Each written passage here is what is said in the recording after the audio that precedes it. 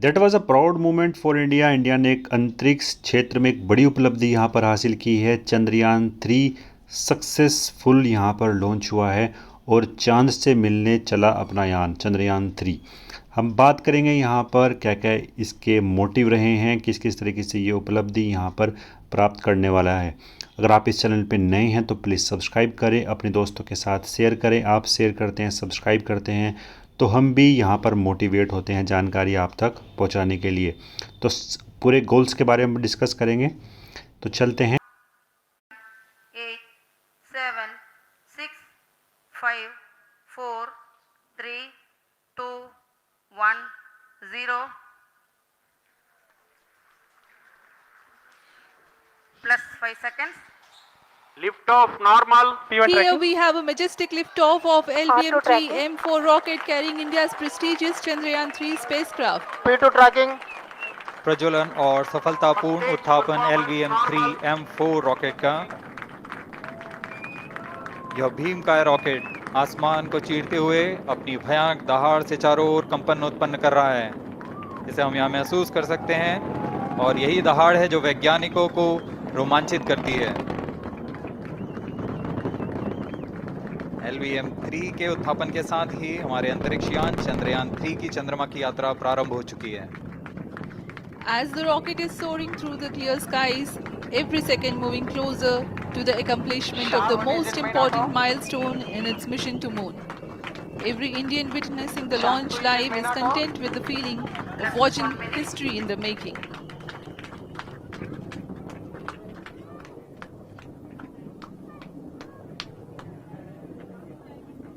चंद्रमा की सतह पर अपना छाप छोड़ने के लिए चंद्रयान-3 अपने मिशन को पूरा करने निकल चुका है।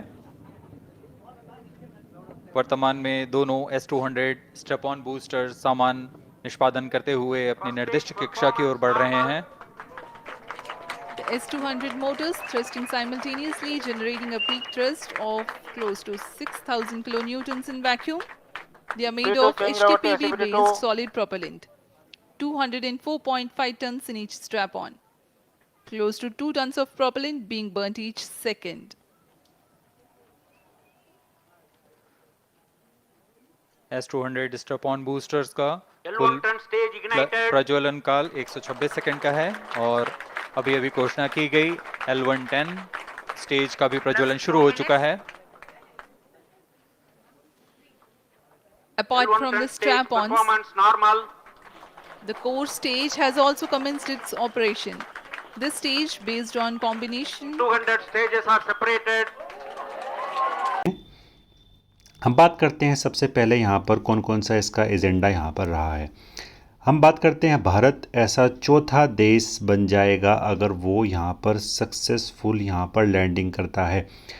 अमेरिका, चीन और रूस के बाद चौथा ऐसा देश यहाँ पर भारत होगा जो सक्सेसफुल चांद पर लैंडिंग करने वाला होगा। यह चंद्रयान जो 3 है ये पूरी तरीके से यहाँ पर स्वदेशी है।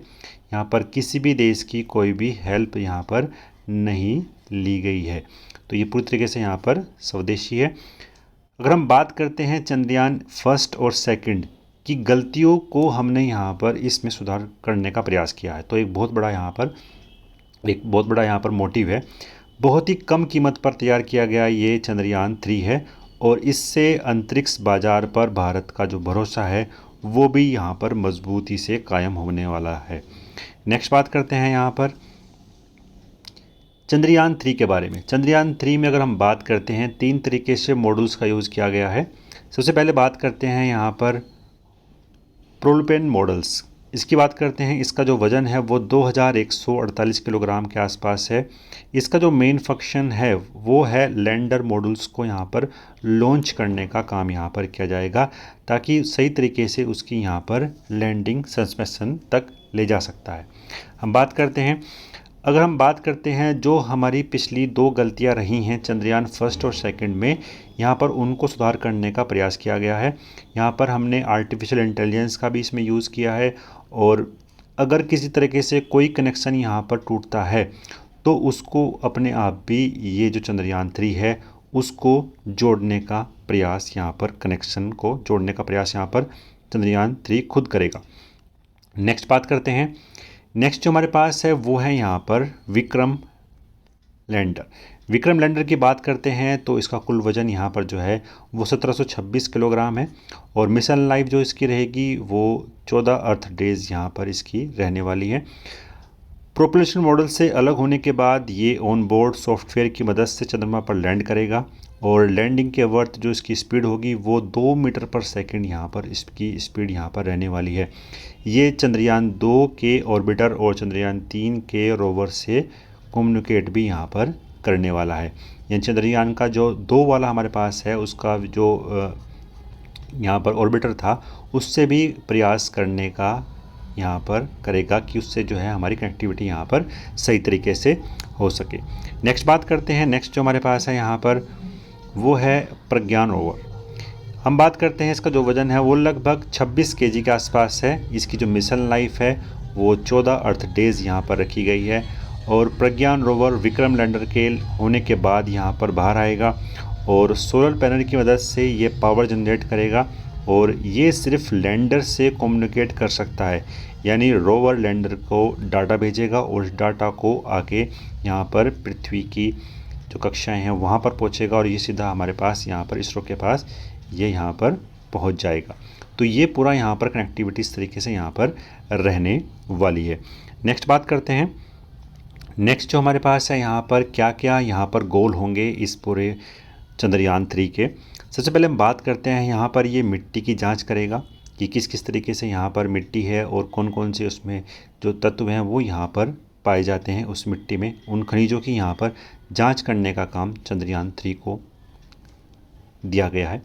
नेक्स्ट बात करते हैं कुछ केमिकल्स विश्लेषण के बाद भी यहाँ पर ये करने वाला है और यहाँ पर जो उसका वातावरण है उसकी जांच भी यहाँ पर ये करने वाला है।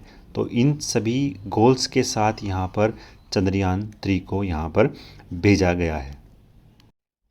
नेक्स्ट अगर बात करता हूँ यहाँ पर कि क्या क्या माइलस्टोन यहाँ पर रहे हैं चंद्रयान 1, 2 और 3 के।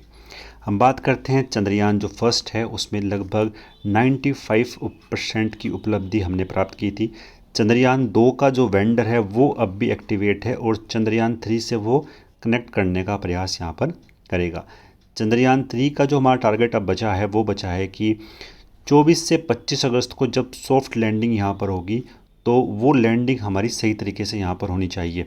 तो ये टारगेट हमारा यहाँ पर रहा है चंद्रयान 3 का। अब हम बात करते हैं कि किस किस तरीके से जो अर्थ के ऑर्बिटर से बाहर जाकर यहाँ पर वो पूरी तरीके से यहाँ पर काम करेगा।